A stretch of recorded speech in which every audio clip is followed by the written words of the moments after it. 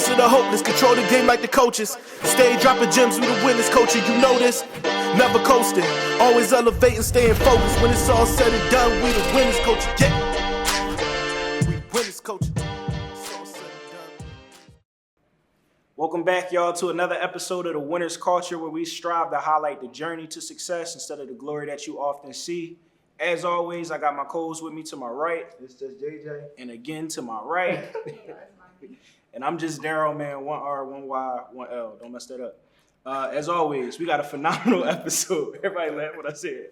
We got a phenomenal episode today, man. The man that we are honored to sit with is a pioneer in the realm of financial literacy. He is passionate about uplifting his community through financial education.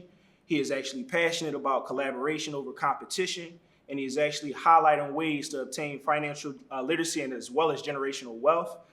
He's an author, he's a father, he's a founder of multiple things, the Garland Group. He's a co-founder of EYL University, InvestFest, a fellow podcaster, Rants and Gems, so many other things. But we have NMLS number 58700, Matthew Garland, better known as MG the Mortgage Guy. How you feeling, man? You good? Good, brother. I had to run it down. How you remember? I had to run it down, man. I had to run it down. That was impressive. I had to run it down. The intro right You didn't have no notes in front of you. There's nothing right We here. gotta run it down. Okay, you got a good memory. For sure. Okay, for sure. you said Daryl or what? 1 R, 1 Y, 1 L. They always give me either 2 R's or something crazy. So I just let them know. Yeah, I tell 1 him R, Matthew 1 with L. 2 T's. Yup. Yeah. I like that. Thank you for having me. I Man, appreciate we appreciate you How coming. you feeling, Yeah. good How you brother? feeling? What's I going woke on? up this morning. God is the greatest. You know, Amen. every day above ground is a great day. Amen. You know? Amen. Absolutely. Well, we're going to get right into it. You know how we do. So we did some research on you, as you can see a little bit. And, Okay. seeing that you grew up in Brooklyn and moved to Queens, and Correct. You described how your initial experience was that of in the hood, like Absolutely. a lot of us grew up in impoverished communities. You said a lot of your family was either drug dealers or drug users. Correct. So we wanted to know, what did that do to your mentality or your perspective early on? Like how were you thinking as a youth? And later on, we're going to see how that changed over time. I would think as a youth, it was just survival. Okay. You know what I'm saying? So when you have, like I said, drug dealers and drug users in your family, you see sides from both sides of the fence. Now, obviously, my whole family is not crackheads or drug dealers. You know what I'm saying? Like, there's family members that are not, they're clean, right? But the core of my family was mostly, I'm 45 years old. I'm born in Brooklyn, 78. So my 80s was spent in Brooklyn, right? So you got to think about, you Google Brooklyn, Bed-Stuy in the 80s. Right. Look at the images, right? Okay. Look at the Bronx along that time. Look at Harlem along that time. It's a completely different world. It was trauma. Okay. You know, every corner, you know, you got crack vials, you got drug dealers, you got hustlers, you got everything going on. So for me, it was a matter of just survival. Okay. Growing up. So I don't really think I didn't have too much of a quote unquote childhood like my children have. Okay. I was outside a lot. You know, I was riding the train and traveling when I was probably 5 years old. I remember my father, God bless his day, he told me he worked for the transit and on J Street in Brooklyn. So I remember I had to go see him. And I was scared to take the train. He said, well, if you can read, you can travel. I'm like, damn, I could read. So I guess I got to go now, right? So like I'm 4 or 5 years old taking the train by myself. Rip, were you scared? Yes, petrified. Right, especially like train. you gotta understand it. Right. Again, Google train stations in the 80s, right? So when you think about these type of times, like this wasn't normal, right? But it was normal for me and my family because it was like as you start walking and talking, like, all right, you're like a little adult basically. Right. You're treated like a little teenager, even though you're a little Matthew, so to speak, but you're still like, you're expected to do certain things because kids in your age group and their parents, they don't really give a fuck too much. So they're outside too. So you fall into that. So for me growing up, it was more of survival, growing up in Brooklyn. And that's why I said, for me, Brooklyn represents, that's why I don't claim Brooklyn, so to speak. Brooklyn's in my blood. I can never take that away from me. I'm a Queens dude. Like, I moved to Queens. I was back and forth from Brooklyn to Queens. My father moved to Queens probably when I was like my senior year in like public school. And then like junior high, I wound up moving in Queens full time. Okay. So 7th grade is when I full time was in Queens. But before then, I was back and forth because him and my mom was going through custody battle and everything like that. So I would be in Queens for a couple months and go back to Brooklyn because the judge was going her favor, even though she was on drugs. Court system is all fucked up, right? They were still going her favor. So again, for me, Brooklyn it was just survival. Okay. Survival, you know? Do you feel like that impacted your like entrepreneurial mindset or your hustler mentality? Was that there then, or did that develop over a different time? I think that developed from a young age, Okay. right? Because again, I'm around hustlers all the time. So it's the school of hard knocks. You got to know the streets. Like you go around a certain corner, a certain block, it could be danger. So you got to know how to maneuver at a very young age. So you learn to hustle and bustle. You know how to not get got. You know how you can't talk to these bums and show that you got money because they're going to take your money, right? They're looking for little niggas they could take their money from. So you learn certain things and you are exposed, I should say is probably the better word, to certain things at a very young age when you grow up in that type of environment. So as you are exposed to this, it starts becoming second nature. It starts becoming like, yo, this is a part of me, right? It becomes second nature almost, so to speak. So that hustler spirit is embedded in my DNA. I can't take it out of me. The only thing I know how to do is hustle. Okay. Like I've been hustling my whole life, you know what I'm saying? Like in a good way. Right. So yeah, it definitely helped me. It's a part of me, you know what I'm saying? And I thank God for those opportunities. I'm glad I survived it too. Okay. So from the time of your early childhood, and then you decided to go to North Carolina Central University at HBCU, what led you to make that decision, or led you to want to go to college? And did you go to college with a plan, or you just was doing with Hell no. Hell no. I went chasing a girl, man. Like, for real? Yeah, that's you why I'm went laughing. You went because a girl went? Talking about what made you go to college. Nigga, a girl, man. I didn't wake up one day and say, I'm gonna go to college and be a college student. No, I had no clue. I went to Andrew Jackson High School. Shout out to Queens, get the money, right? I wasn't thinking about no college, man. Like, I was like, all right, I'm graduating. Me and my best friend, we was going to LaGuardia Community College, which is here in New York, and she was going to North Carolina Central University. And our birthdays is like the same week in August. So I'm like, yo, you know, this was my summer thing. So I'm like, and I was madly in love. Like this was my first girlfriend. I've had girls all through high school, but this was my first girlfriend. Right. So that I was claiming as my girlfriend. So when she went down there, I'm like, she was telling me about like they got this thing called the Aggie Eagle Classic, and it's right around our birthday. You should come. So I'm like, I bet. I ain't never been to like North Carolina before a day in my life. So I hop on Greyhound, go out there. And I'm hearing all of this music, how they play in the South and everything. Like I'm bugging out. Yeah. Like, what is this? Now, mind you, this is '96. Right. So New York music, you know, rap is on top of everything. It runs the rap game. So I'm going out. I'm like, what is this, right? But I'm seeing like, wait a minute, this is different. This ain't nothing like New York. Like, and then I'm meeting people from New York that's out there that went to school, and I mean, they telling me about everything is 35 girls to one guy and all this other stuff. The ratio. The math was mathing. And I'm sitting there, and then you start talking to the people, and they're like, yo, you got an accent and all this other stuff. I'm like, wait a minute, what's going on out here? And then I'm from New York, so I'm dressing like a true Queens nigga, Carhartt jeans and everything, Jordans. They like, yo. So they looking at you different too. Right. Everybody. It's like, damn, why all these eyes is on me? Right. They're like, nah, because you look like you straight from up top. I'm like, well, yeah, this is from up top. Right. So I'm like, oh, this is interesting. So I went back to Queens. I told my best friend, I'm like, yo, Dap, son, we got to go. This homecoming thing, I had a blast. I ain't had this much fun in my life at this time. So he's like, yo, no, this was Aggie Eagle. So I was like, yo, they got something coming up called homecoming. We got to go to homecoming, son. Right. He's like, homecoming? I'm like, yeah. Right. So this was like November. So we like, yo, we doing everything we got to do. We getting our money up, We go to homecoming. This fool lost his mind. Lost his mind out there. We had a blast, right? Next thing I know, we on a Greyhound coming back. They're like, yo, we got to go to school out here. We got to transfer. Right. Literally. As soon as we got back, put in the paperwork, And we met some administration people while we was out there. They took a liking to us. We wanted to put in paperwork, and literally January 1997, we both went to North Carolina Central University, packed all our stuff on the Greyhound. Our parents gave us a couple of dollars, said good luck. Wow. And we Say good luck. Good luck. Okay. And that's why I went to North Carolina Central University. And 3 months later, me and Shorty broke up. That's not how it works. It wasn't going to last that long.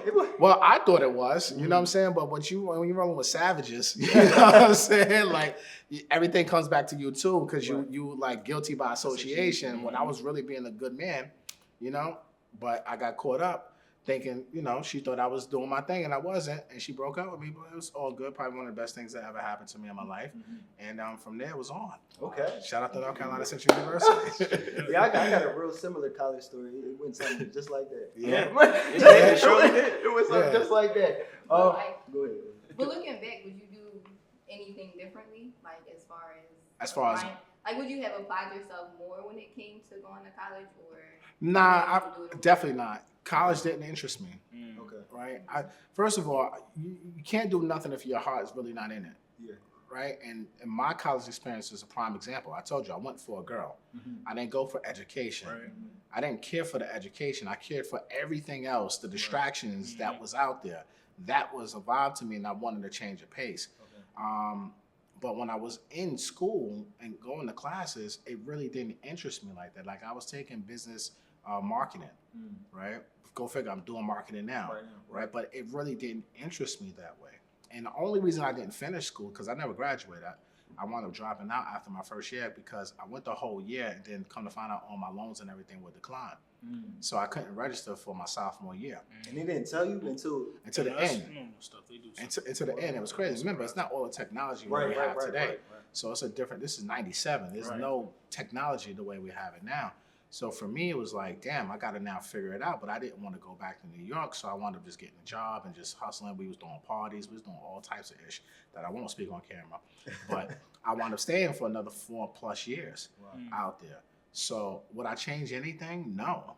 Like that 4.5 years, 5 years that I spent in North Carolina was the best time of my life.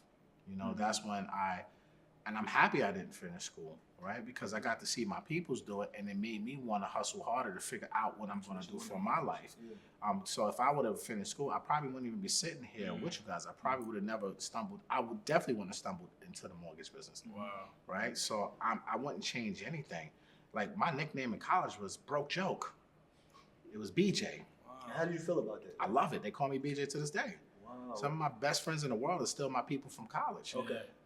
That's my brothers and my sisters. Okay. They still call me BJ. I love it. Okay. It was your persona. Oh yeah, I love it. Okay. Because I'm BJ. Okay. That's who I am. I can't never erase the broke energy I had at that time, but I was always a hustler, and they all would tell you, like, nah, Matt always had a plan. It may not work out, but he was trying. It was always something. And we used to go to Freaknik, Daytona, all that Black College Week. We did all of that. I had no money. So I always had to add value in another way, right? Because you said earlier, this is a guy who likes to collaborate. Right. I had to learn collaboration and add value in other ways because I didn't have money to travel. My people always want me to come because I'm light-skinned, I'm fit, I'm skinny, like I look good. I can get girls. Boom. That's a value add, right? So, Matt, go get them. Okay, say less, right? Now we got somewhere to stay. I'm adding value. You know what I'm saying? I'm adding value. I'm adding value in any way, shape, form that I can add value. Whether it's, there's so many different stories that I really can't say on camera. You can tell one. Yo, I remember when we went to Daytona, was it Bike Week or something like that? Okay. Bro, I had no money. Okay. No money. But I don't know how I finagled us having food every night, right? Girls, we in the clubs, bottles. I have no clue. $0. And my team didn't spend no money. It was just all on my hustle. It's all on me speaking and just, I live by saying, closed mouth don't get fed. I always I'm not afraid to ask. What are you going to tell me? No? And if you tell me no, I'm going to ask again, just in different words. Right? So I'm not afraid of just being persistent. Sometimes success happens when you persist through it. right? Persistence beats resistance at the end of the day. So for me, it's always been that. And I collaborate. I always barter something. I figure out a way, like if you got this, they got this, this can help each other. Like, yo, let me middleman this, boom, boom, boom. This could work out for all of us, right? And I would do things like that in college, and it will work out for me in my favor. Yeah. And I would spend no money out of my pocket. So it was like, it almost became a game for me sometimes. But I would never want to be that broke again. But again, I just collaborate the best way I can and add value. Okay. Whatchamacallit? You got that power. Daryl went R1Y1L. He got that same power. I remember one time we had gone to Penn State for Blue and White, and we went specifically for the party. We couldn't get in the party though, because the party was sold out. He like, I got you. Like we gonna figure it out. He went to every door and just was talking to people. Next thing I know, we in the back door at the Penn State Black Cultural Society. That's what we was. That's what we was that day. So the value you talking about is really valuable. Yeah, you got to know how to move and shake and talk. Like sometimes money is just one thing, but the power of words are very important. And if you know how to really use your words and really know how to listen before you speak and listen to because people sell themselves when they talk. Absolutely. So you just got to have the skill set to just, let me just listen, because God gave us 2 ears for a reason. Right. You know what I'm saying? And 1 mouth. So I do a great job, and I think I've always done this, is just listening to people and just figuring out, like, all right, how can I get in where I fit in? Okay. And again, I guess that's the hustle shit from growing up in Bed-Stuy too. And just trying to get in where I fit in and survive, you know? So what made you want to leave, or how did you make the decision to leave North Carolina Central? Damn, y'all going back, man.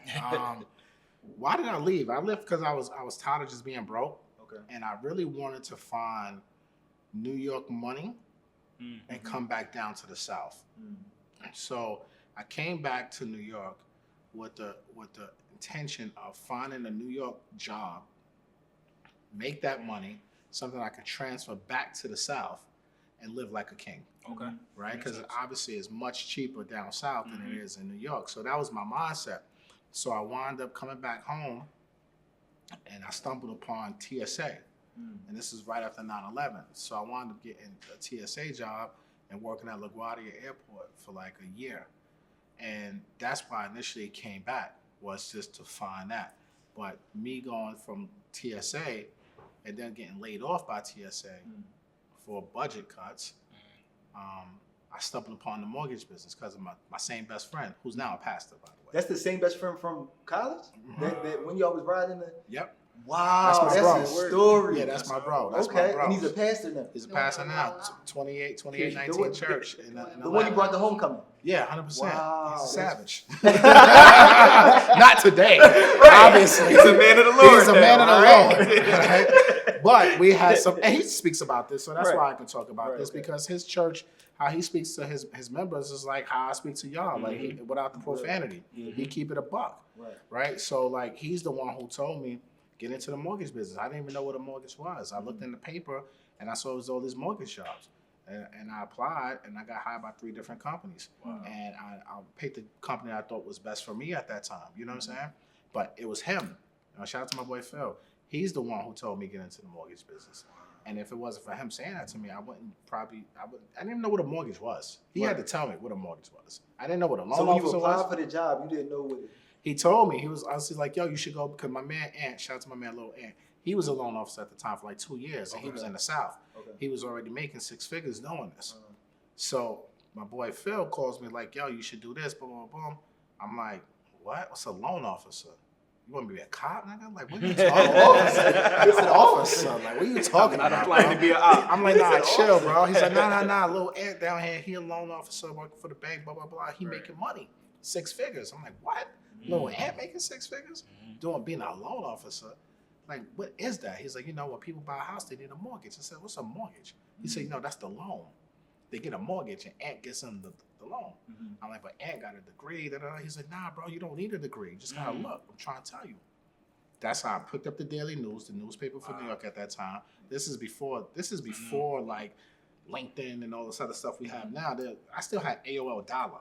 Yeah. So it's not like I'm looking online to find jobs. I gotta look in the paper. And I'm looking and I see all these loan officer jobs and they didn't require college degrees. So I'm like, oh, bet. Sales jobs. I could do sales jobs because this is what I've been doing my whole life is selling, basically. And that's how I got into the mortgage business, quite frankly, and I haven't looked back. Do you feel like early on in your life, most of your decisions were financially driven or purpose driven? Financially driven. Okay. Hell yeah. Okay. Purpose. My purpose is to get money. Like, hell yeah. I ain't gonna even give you no political correct BS answer that somebody will probably give you. No, it was all about the money. Yeah. Like, I want to run it up. Okay. Like, I don't look, and let's just keep it real. Most of us, when you coming from certain environments and you coming from certain financial situations, your purpose is to make money to get out of it. Period, point blank. By hook or by crook. You trying to get out of poverty. I'm trying to leave the hood. Yeah. I'm trying to take care of my mama, my father, whatever your goals are, right? We're not coming here just because, oh, this is my purpose and my passion. Fuck that. Mm-hmm. I'm trying to get money. Mm-hmm. And how can I get money? Because sometimes your passion don't pay the bills. Mm-hmm. That's just a fact. So for me, yes, everything was about the money. Now that I have it, I can switch my focus now. Now I can walk into my purpose now because I don't have those financial strains. Okay. It's easy to work in your purpose when you ain't thinking about your rent or your mortgage, or your car note, or how you gonna feed your family. Mm-hmm. It's very easy to walk in your passion, but you need money to do that. Me personally, broke people working in their passion, that don't make no sense to me. You can't help nobody. I see what you're saying. You're broke. So purpose to you is the ability to be able to help somebody. Absolutely. Okay. We should all want to help someone. Each one teach one, right? So if the reason you have me here is so I can give information. Yeah, absolutely. Right? Yeah. So I'm helping. Yeah. Right. Just in my way. Right. And somebody might not see that. The people who are holier than thou might say, oh, nah, he's tripping.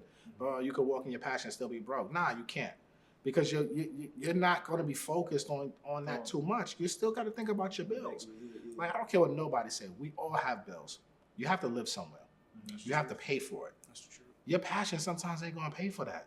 So you got to go do odds and end jobs. You got to work at night. You got to drive an Uber. You got to do whatever it is to get those bills paid. So yeah, you might have to spend majority of your day doing stuff that you don't like to keep your bills paid, and then the rest you work on your passion. But for me, I'm not chasing money. I'm chasing greatness. But until I get to the money, I got to chase a little bit of money sometimes. Right. Like, you got to chase money. Right. Like, because it's not going to just come to you. Right. You got to go out there and get it. So for me, when I hear people say shit like that, I'm like, yeah, you lying. Like, you lying or you got money already. Right. You know what I'm saying? And I'm not saying you got to have millions of dollars. I'm saying you got to be in a mindset to where you feel comfortable where I don't need to do certain things no more to make sure that this is paid and this is paid. I got a little cushion. So now I can really, what's my passion projects? What do I really care about? And I want to move forward in that lane because now I have the resources behind me and the capital behind myself to put me in a better position to do so. So yeah, like some days I wake up chasing purpose, some days I wake up chasing the bag. Just depends on how I feel. Like, and I'm gonna keep it real with you. Like, I need money, man. I don't care how much money I got. I'm broke every day I wake up. That's the mentality. Every day I wake up, I'm broke. What I did yesterday, that money don't count. It's today. It's a new day. Like, I'm not trying to get comfortable with nothing. And I think that's the problem too. People get too comfortable. I know it could go away just like that because I've already had that experience. So for me, I have to get to this every single day. What am I doing every single day to be productive, to bring in some sort of revenue to any one of the businesses that I'm operating? I know because I have people who depend on me. When you have staff, you have employees, even if you hire independent contractors to do all of the stuff that we're doing right here, they have to get paid. You know what I'm saying? How are you paying them? Because they don't want no consignment. They don't get paid on IOUs. They can't pay their rent and their bills on IOUs, especially if they put in their time. So for me, I gotta do what I gotta do because I look at it as their families are dependent on me. So if I'm not waking up every day with a sense of purpose to go get some money and find my customers, then the people who are dependent on me, who work with me, I should say, and they're dependent on every other Friday their payroll getting met, then I'm letting their families down too, along with my own family. So I gotta wake up with the passion of getting to a bag. Period. So you said that you never really aspired to be MG the mortgage guy. No. Where did that switch happened, what caused it, and then what made you see that this was actually a lane for you that you can actually drive up and then impact so many people? Man, so I'll go back to first Gary Vee, right? Gary Vee was the first person that I used to see him all the time. First of all, I was been on social media since 2011, and I used it like everybody else. It was just like fun and games, sports, talking shit with people I know, right? But in 2017, when he just kept on coming up on my Instagram, I'm like, what is this white boy? What is he talking about? So one August, I was in my little rut, and I just binge watched him for a whole month straight, for my whole birthday month. I binge watched Gary Vee, night and day. And I said, this dude is onto something. And it was a video that a realtor ran up on him and asked him, like, he answers questions all the time.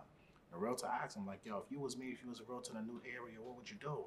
And he was like, yo, I would be the real estate guy. I'll be interviewing everybody in here. You know how you farm your areas? Instead of farming and sending mailers, I would go out to all the local businesses and I would interview them. I'll put it on YouTube and I would be the real estate guy for this area. And I said, wait a minute, the real estate guy? Who's the mortgage guy? Do something with that, right? So I started searching mortgage loan officers on social media. And any loan officer that I saw, it was always the same corny, boring, salesy stuff. It was nothing of like what I saw Gary Vee was doing. So I said, oh, Sensational. this is interesting, right? This is sensational. Right?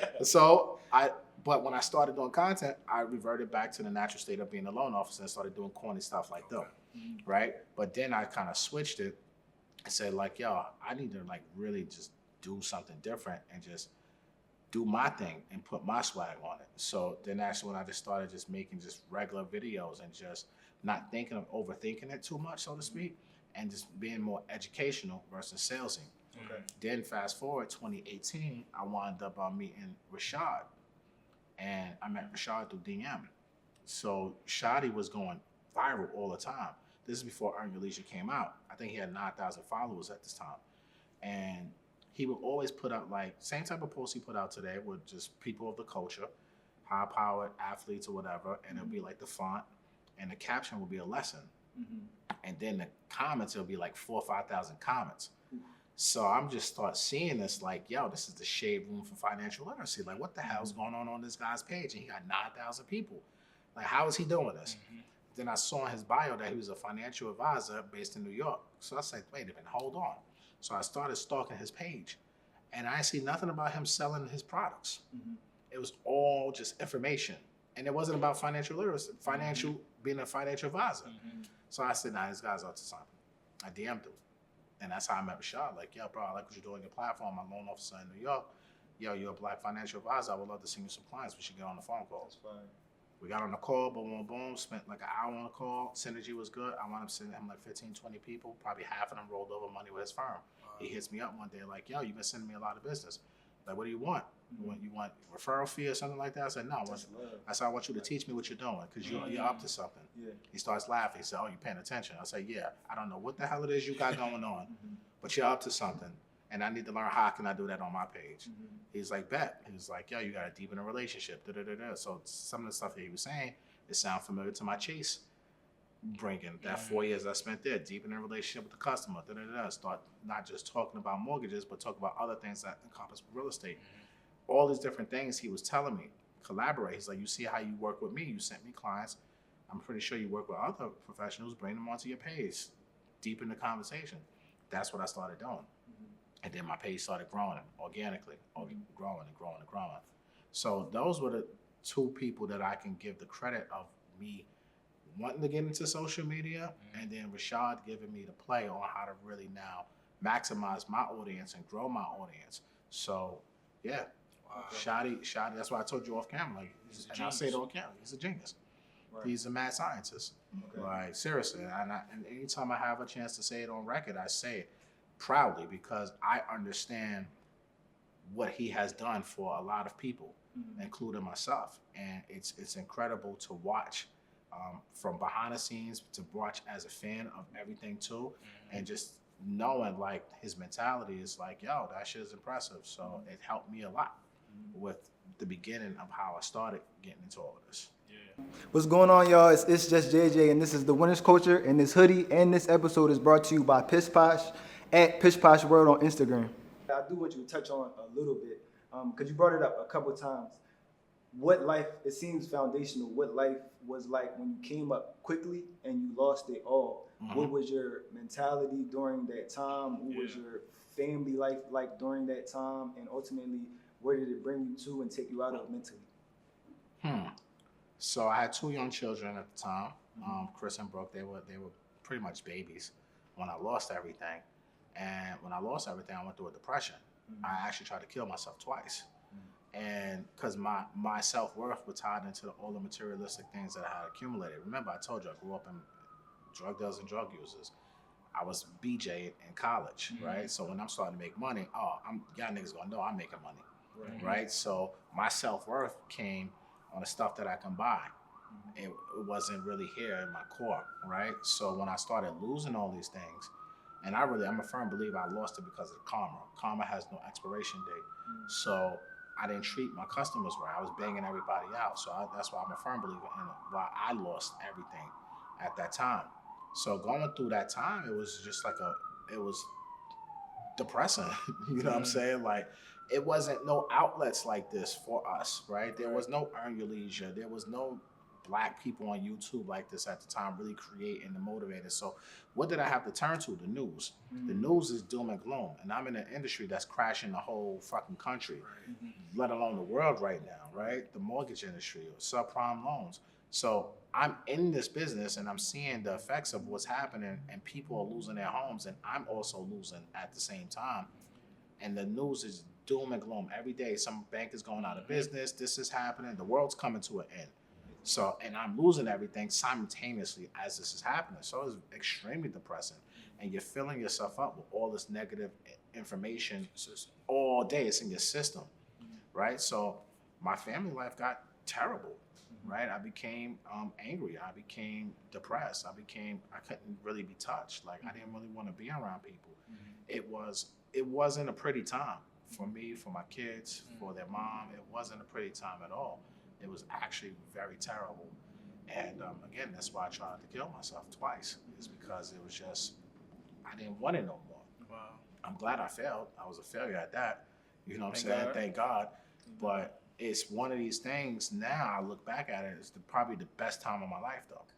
Why you feel like that? Because my message today. Okay. Right? So when I tell people affordability and eligibility are 2 different things, I'm talking from my perspective. When I say don't be house rich and cash poor, I'm talking from my life. So everything that I really speak about is stuff that I have experienced at some point in my life. So when I'm talking to people who are following me now being 45 years old, being more of the OG of this thing, there was no OGs for me in this business. There was nobody. The people who were trying to tell me, to be honest with you, save your money, this, that, they were white. I wasn't trying to hear them.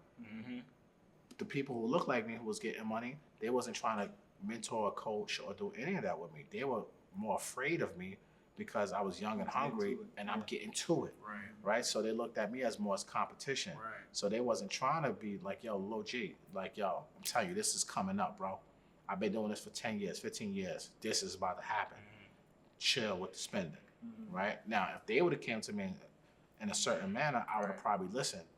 Right, but in my family can't talk to me because they never been there. How can you tell me how to do it if you never even done it yourself? Right, so I'm even looking down at y'all like y'all crazy. You can't even talk to me in a certain way, right? Respectfully, right. So now again, my mess became my message. Now I'm the OG now. So now this is why I'm vocal on social media. This is why I teach a lot, because I want people who coming up in this game like, yo, you need to understand what's really happening. And I'm just giving you my opinion of what can be done, what should be done, and what you should do, right? You don't have to take my advice. You can do whatever the hell you want, but at least you have the information. And that's one thing you can't say. You can't say now you don't have the information. There's no excuse, you know? So I'm happy about those times, because I wouldn't be here right now if it wasn't for those times. Like I told you, everything that's happened to me was for a reason and a purpose. I'm a firm believer in that. Me going to college for a girl was for a reason and a purpose. We met little Ed down south. He's from New York, but we didn't know him in New York. We met him when we was in North Carolina. If he was never in the mortgage business, my best friend would have never known about the mortgage business. Would have never known he was making 6 figures. You get where I'm going with this? And if I didn't go down there and be broke joke and then want to come back here to find a job to bring back there, I would have never worked for TSA and got fired and then found the mortgage industry, right? It's all everything is all connected some way, somehow. You can kind of look at your whole life and kind of see, if you really take it with a clear mind, to see where you went wrong, Right. and where you can learn from it. So like with my life, that's what I look at. Like, yo, damn, all this has been interconnected some way, somehow. Me going through this ups and downs have led me to where I'm at today. Me turning away speaking gigs 7, 8 years ago, giving to my partner just to be in the background, is now connected to now. Okay, now I'm the one who's speaking now. And even when my team members back then were saying, yo, you should speak, yo, you can talk, you know this. I'm like, nah, I'm good. To now, I'm actually doing it. Like, it's crazy. Right? So like, I just imagine, like, damn, if I started speaking then, where would it be now?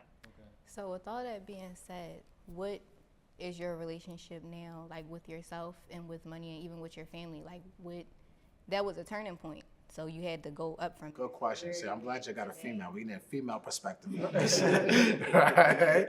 We like that. That's a great question. So life with the family is great now. You know what I'm saying? Like, my kids are amazing. We have a good relationship. Obviously, it could be a lot better. You know, me and their mom are not together no more, but we have a good relationship too. We're great co-parents, which is very important. My oldest daughter's in college now. My son is a junior.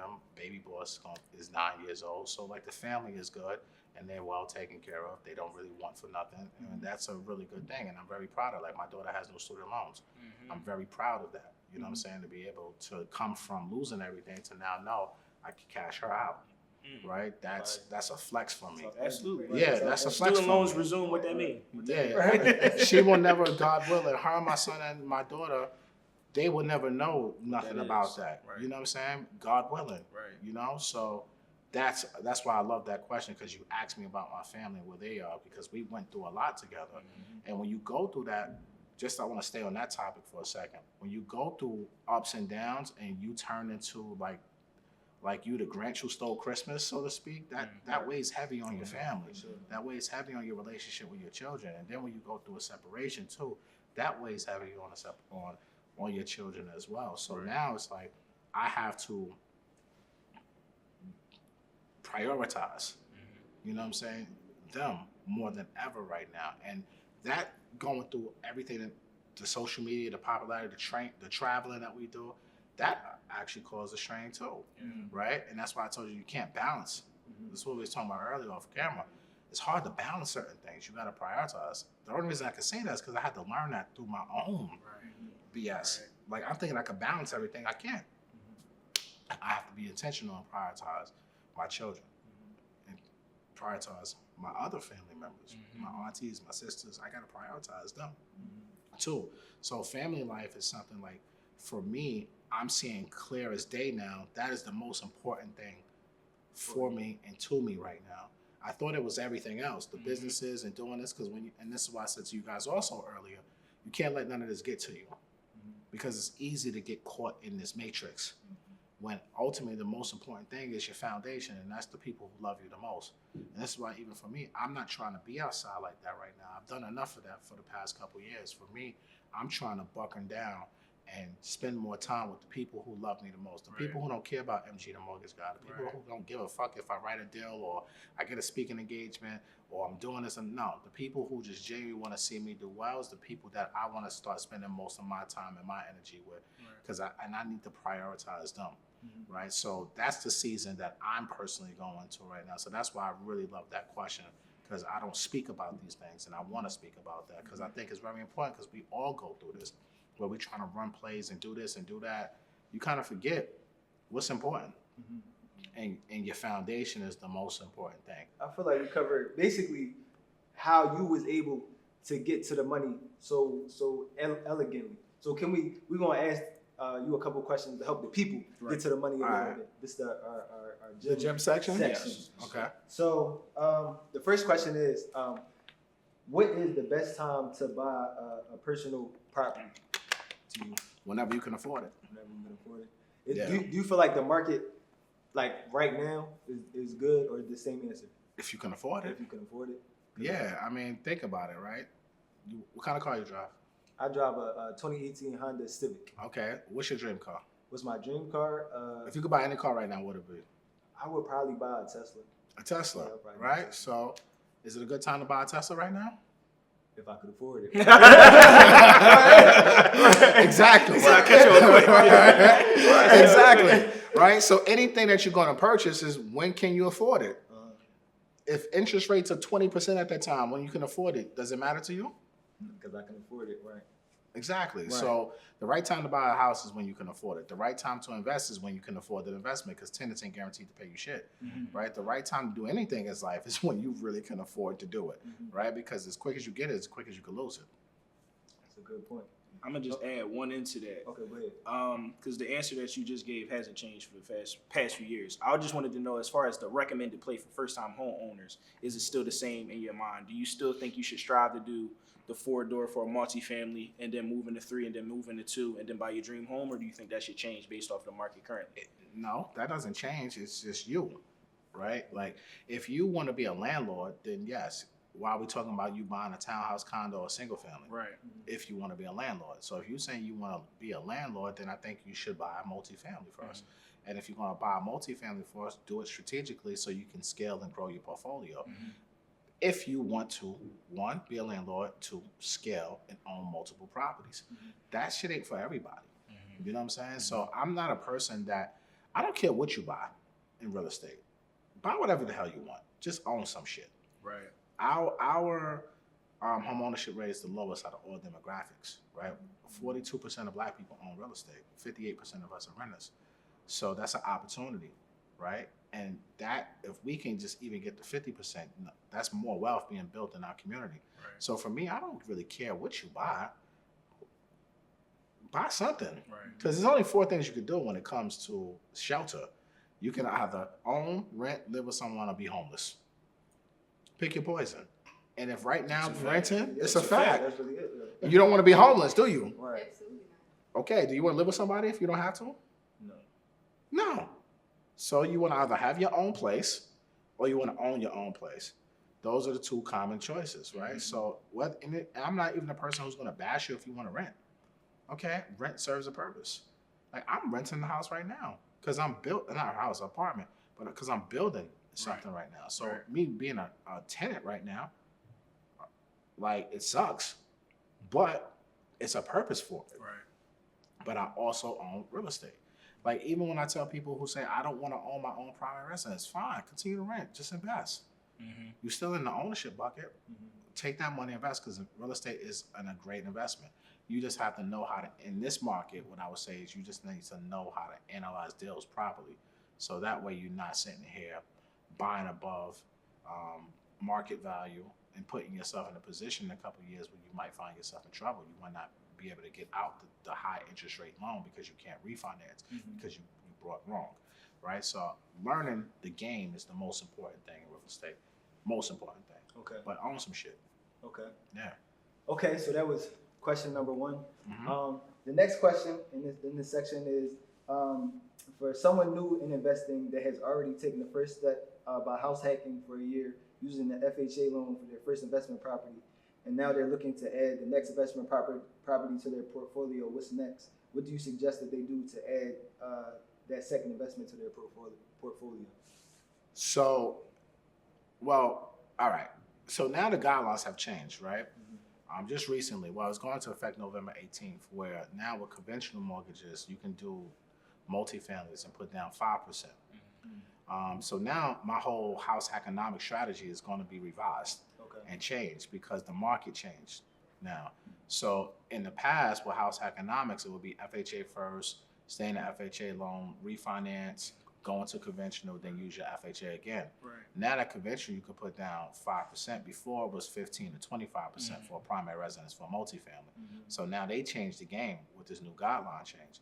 So now you can essentially do FHA, then do conventional and never refinance out of the FHA, then do conventional and just keep going and going and building, because conventional will allow you to get up to 10 loans if you can qualify for it. So ideally, yes, FHA might still be the ideal way to start, because interest rate wise, it would be cheaper in today's market to do a 4 unit. but you might not have to refinance out of the FHA. You can probably just go right into conventional for the next property in a year, 2 years down when you can afford to get qualified for it and do it. So again, ideally, for someone who's looking to be a landlord and scale, that strategy is perfect for them. For the person who's not, go buy yourself a single family townhouse or a condo and live your life and have barbecue and bar mitzvahs and enjoy it. Right? Enjoy it. Appreciate that. That's she question. Yeah, that was your question? Good question. Good question. Did I answer it though? Yeah, that helped a lot. Okay. Okay, only 2 more. So, I don't have time limit, just so you know. Okay. So you don't have to rush. Okay. So, inheritance and Black Americans aren't typically synonymous. What advice would you have for someone that has inherited a property free and clear? What's your goals? What are you trying to do with it? To take the next step into ownership. So like so particularly this is my question. Okay. The situation I'm currently in, I inherited to the house free and clear, and then I took the HELOC to renovate the house, and so the house is being renovated. The value has gone up and things like that. So I'm trying to take the next step in investing into a property, but I'm not sure which way to go to Do you have money left on the HELOC? Yes. Okay, so if you have money left on the HELOC, then I would use that difference. Okay. And I will use that to buy an investment property. But when you now look at your numbers, this is the most important, because now that HELOC has a payment attached to it already because you used it for rehab. Yeah. And then now that payment's going to go higher when you now go and use it for the investment. So you got to look at the numbers, the cash flow of the property after. When you're doing your numbers, you have to incorporate that monthly payment of the HELOC into those expenses, right? To make sure that property can cash flow, pay for the mortgage that you're going to get on that one, and also pay the expenses of the property, and also now pay the monthly payment of the HELOC, right? And still, you make some sort of profit after all of that. So that's what I would look at if I was you, making sure that the math is mathing the way it needs to. Right. So that way you're not paying all that HELOC, because you're gonna have to pay. Are you living in that property right now? No, not right now. Is it gonna be a rental?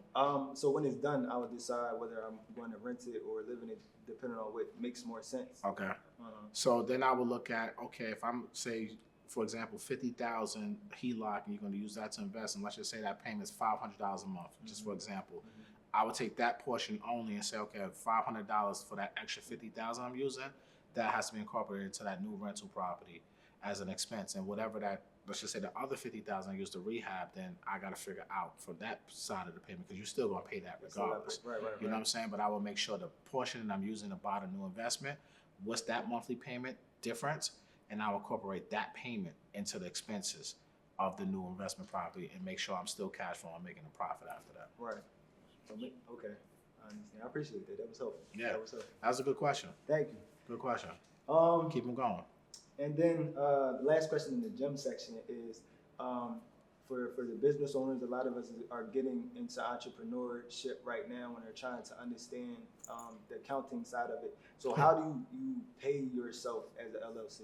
How do I pay myself? Yeah. So I have S Corp, and the S Corp pays my W-2, and from the LLCs I do distributions, right? So I have multiple different entities going on for different things, but my main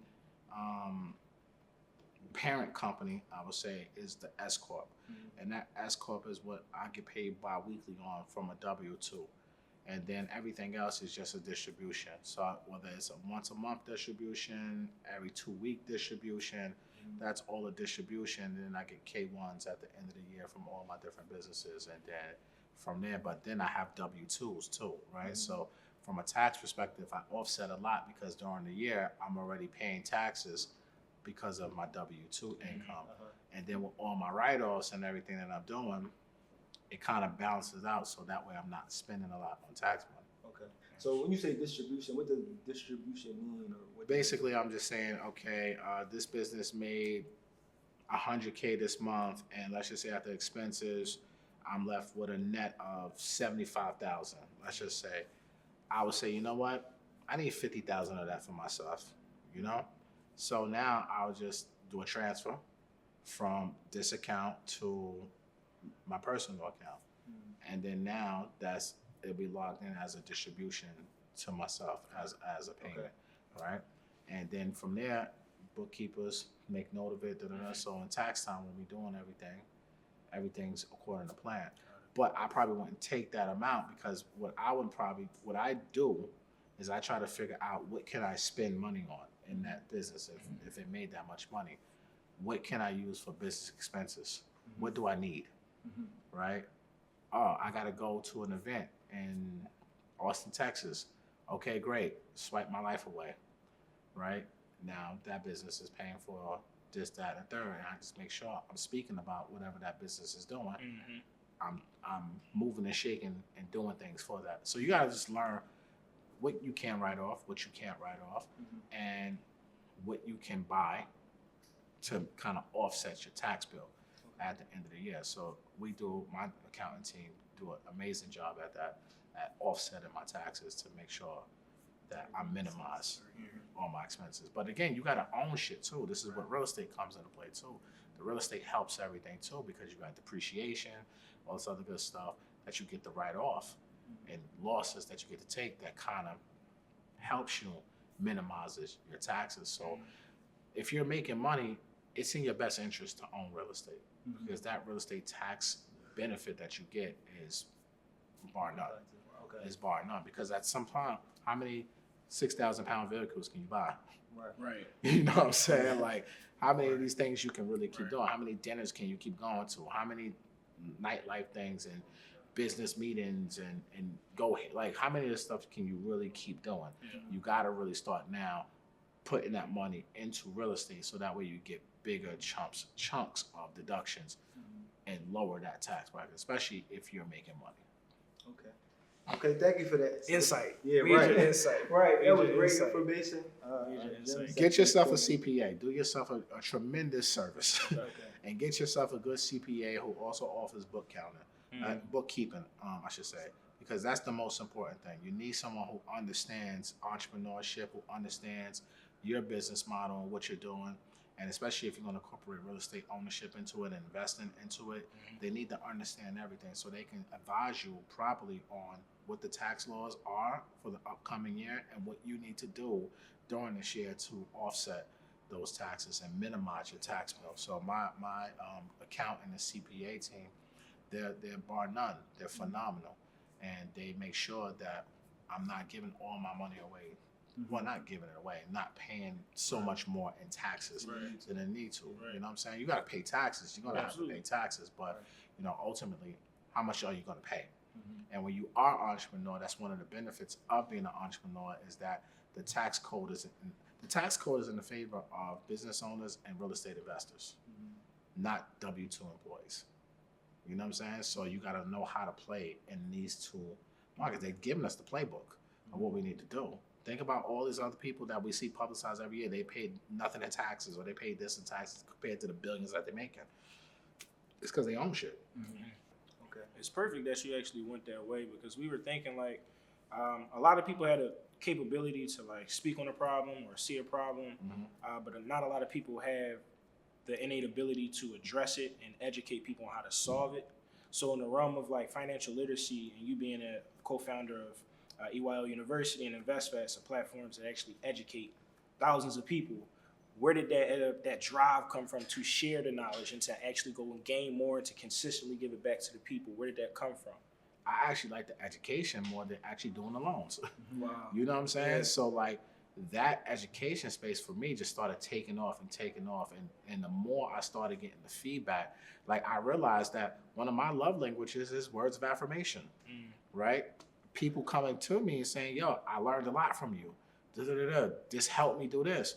That's words of affirmation. That gives me positive reinforcement to know I'm not just sitting here on the fucking internet wasting my goddamn time. It's actually reaching somebody, and somebody's actually doing something. So for me, my love just came over time, because I didn't, again, come into this saying I wanted to be the biggest mortgage influencer in the space. No, I just wanted to get leads. And how the hell do I get loans from this and make money? Right? But now it's turned into, damn, I actually found something that I actually like more than doing loans, and that's teaching about the real estate and the financing part of real estate. So keep coming with those words of affirmation, people, please, because it fills me back up because I'm being drained every single day, pouring into others. And when people come to me and tell me, oh, this helped me, I brought this because of this, and I'm like, oh shit,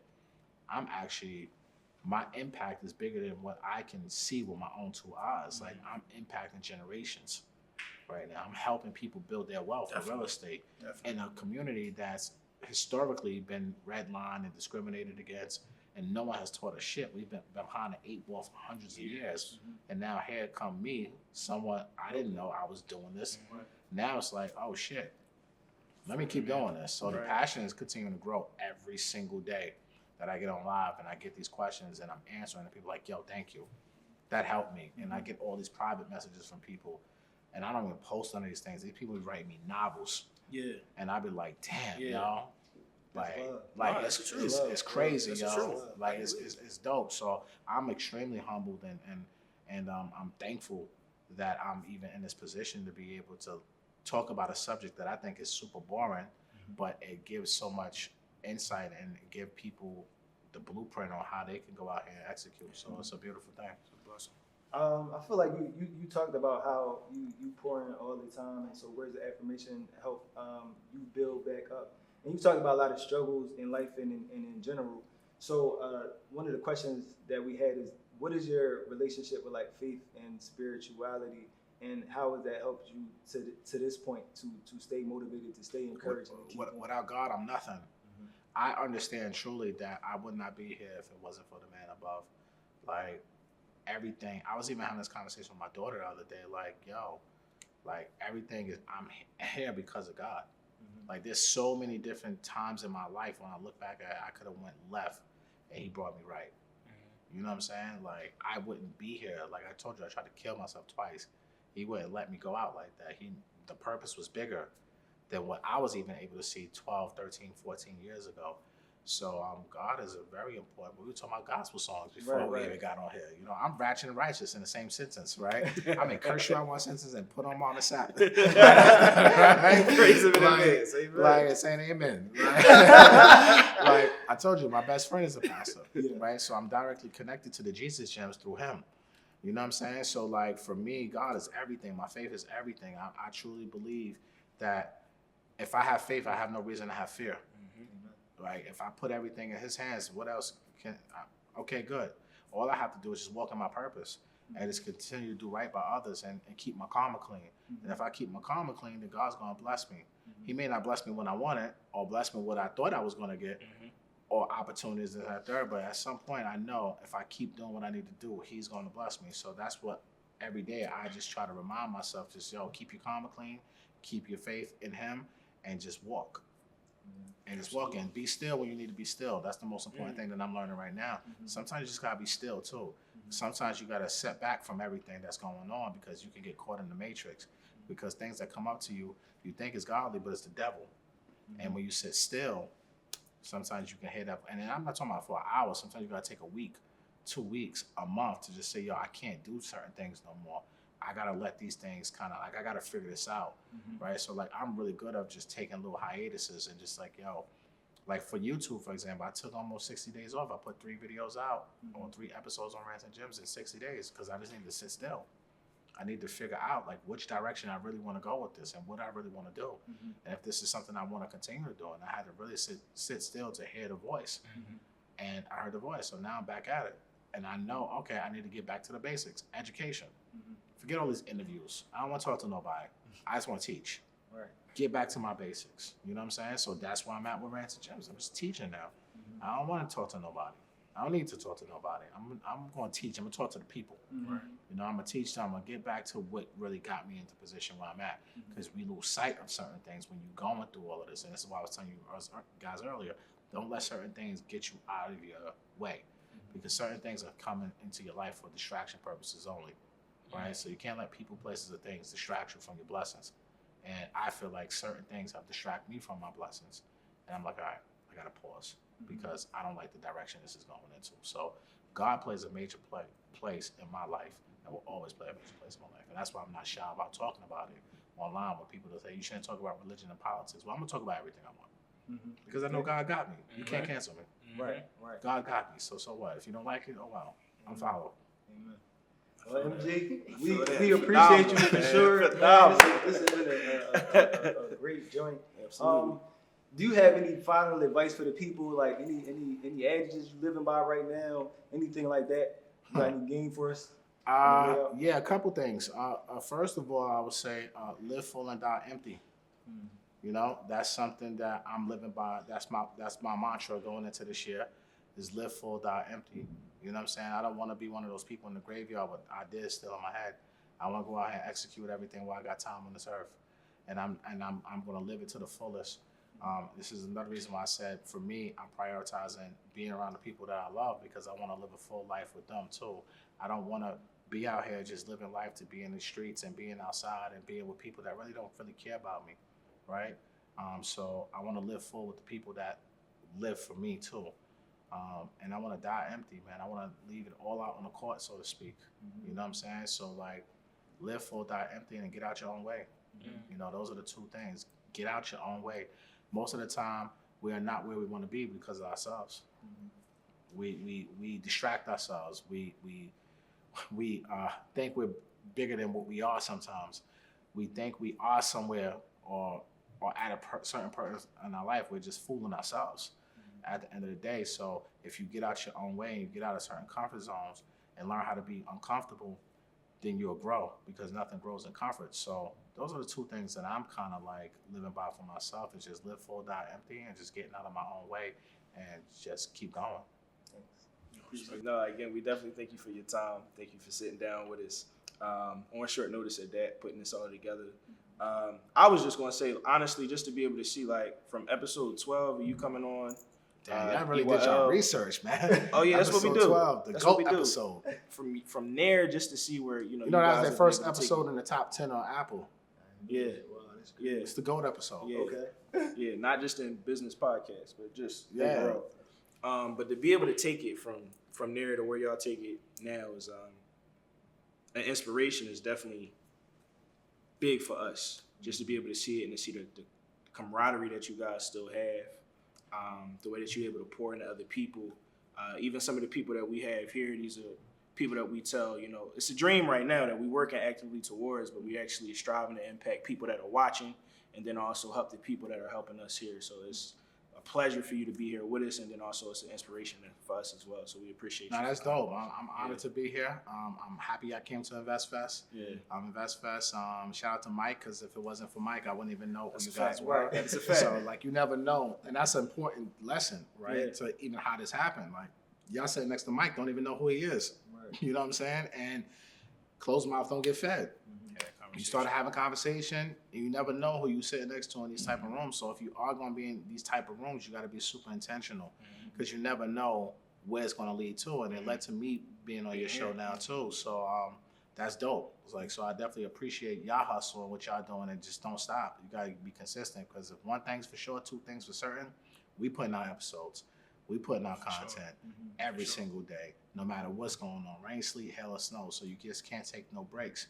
And you can't look at the scoreboard. You just got to be consistent and just keep going, because you're going to look up 2-3 years from now, you go, oh shit, this shit's popping. You know what I mean? And that's kind of how it's for us right now. It's like, damn, this thing is moving. Right. And it's still a baby. You got to really look at it. This shit's only, what, 2019? Yeah. It's like 4 years? Yeah. Think about a 4-year-old child. Yeah. They barely just now not shitting on themselves. Right. You know what I'm saying? They probably just coming out of Pampers for a year. Right. You know what I'm saying? Learning how to really read and write right now. It's still a baby. You're a toddler. You know what I'm saying? And y'all been around, what, a year? Y'all just learning how to walk. Right. For sure. Right. When you really think about it, you can't even read yet. Nah. You know what I'm saying? So like, and I think that's important, because people are trying to rush. And this type of world that we live in, everybody's trying to rush something, rush success, rush this, rush that, rush this. What are you rushing for? What is this, a race? Is this a sprint? Or is this a marathon? So if you keep that in your mind, like, you're not playing for 2023, you're playing for 2027, right?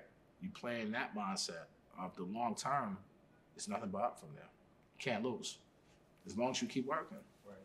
Extra gems. That was an extra gem. Bonus gem. I said Listen, I felt that in my soul. Bonus gem. Oh, man. But thank y'all for having me. I appreciate it. Again, definitely. If the people want to connect with you, reach out to you, support the journey, how can they do that? Go to mgthemortgageguy.com. I was about to say .com. No, don't go there. MG the Mortgage Guy on all platforms: YouTube, Instagram, TikTok. Rants and Gems is the podcast. Download it. Top 50 investing podcasts in the world. So that's it. That's how you catch me. That's it. Listen, we want to definitely give a shout out to Noir Films on production. We want to give a shout out to Studio 524 for always taking care of us, always supporting us. We want to definitely make sure y'all follow us as well on the Winners Culture on all of our platforms. And literally, until next time, we will see y'all. Make sure y'all send this to at least 3 to 5 people that need it. But we out. Next time. Hey y'all, it's Blondie. I just want to share that if anybody is struggling with any type of mental health issues or is seeking further assistance, please reach out to the Suicide Prevention Hotline. You are not alone, and we do strongly encourage you to seek outside help if these are issues that you are battling with.